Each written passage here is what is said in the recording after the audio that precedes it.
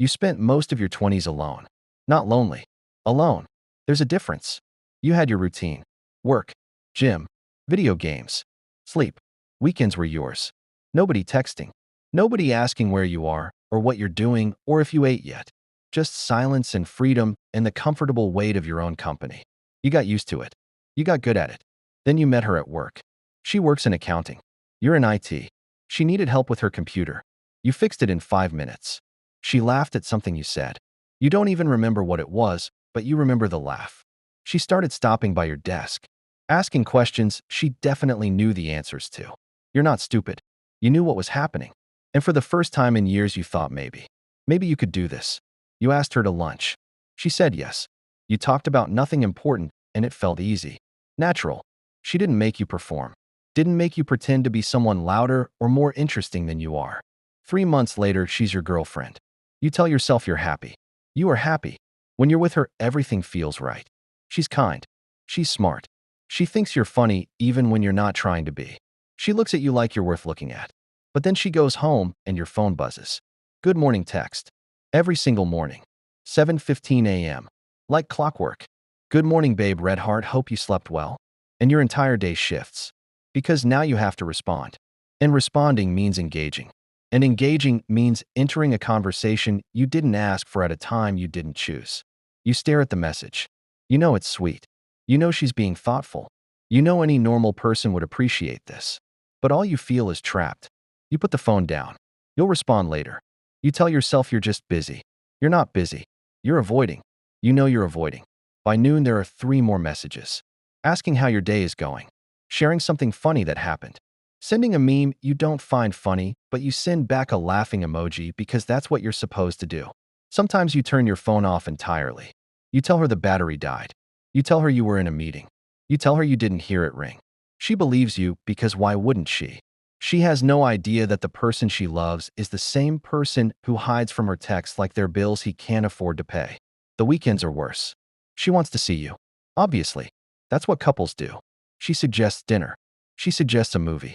She suggests anything that involves leaving the house and spending money and being present. You say yes because saying no would require an explanation you don't have. But you can't afford it. Not really. Your job pays okay, but not great. You've got rent. You've got loans. You've got barely enough to get by, and she wants to go to restaurants with entrees that cost what you spend on groceries for the week. You can't tell her this. You can't tell her you're broke because what kind of man admits he can't take his girlfriend on a date? So you take her anyway. You split appetizers. You order water. You smile and pretend the bill doesn't make your chest tight. She doesn't notice. Or if she does, she doesn't say anything. Afterwards, you drive her home, and she thanks you for a great night, and you feel like a fraud. She starts talking about meeting your friends. You don't really have friends. You have people you know. Coworkers you're polite to. Guys you game with online who don't know your real name. She starts talking about you meeting her family. Her parents want to meet you. She's excited about this. You smile and say sure, and then spend the next week waking up at 3 a.m. in a panic thinking about sitting at a dinner table, making small talk with strangers who are judging whether you're good enough for their daughter. You're not good enough. You know this. She doesn't. The guilt is constant. You love her. You do. When you're together and she's laughing at something stupid and you forget to overthink for 5 seconds, you remember why you wanted this in the first place. She makes you feel less alone, even though being alone is all you've ever wanted. That's the part that doesn't make sense. You wanted someone. You got someone. Now you want to be alone again. But you don't want to lose her. But you can't keep doing this. But you can't tell her any of this because how do you explain that her love feels like drowning? She hasn't done anything wrong. She texts because she cares. She wants to see you because she likes you. She's excited about the relationship because it's good. It is good. On paper, it's perfect. You're the problem. You're not expressive. You never have been. She says, I love you, and you say it back, but it comes out flat and rehearsed like you're reading from a script. She notices. You can tell she notices. She doesn't push, but you see it in her face. The little moment of disappointment before she smiles and pretends it's fine. It's not fine. You know it's not fine. You just don't know how to fix it. One night she asks if everything's okay. You're at her place. You've been quiet all evening. She's been talking about her day, and you've been half listening while wondering how much longer you have to stay before it's socially acceptable to leave. You seem distant, she says. You tell her you're just tired. Work's been stressful. You're fine. Everything's fine. She doesn't believe you, but she lets it go. You should leave her. You know you should. She deserves someone who doesn't flinch when his phone buzzes with her name. Someone who wants to spend weekends with her instead of counting the hours until he can go home and be alone again. Someone who can say I love you and mean it the way she means it. But you can't do it. Because what if you're wrong?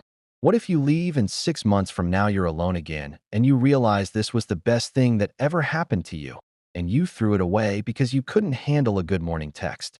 What if being alone stops feeling comfortable and starts feeling empty? What if you miss her? What if you regret it? What if this is as good as it gets and you're too broken to see it? So you stay? You keep your phone on. You respond to the texts. You take her to dinners you can't afford. You meet her friends. You smile. You laugh at the right times. You play the part.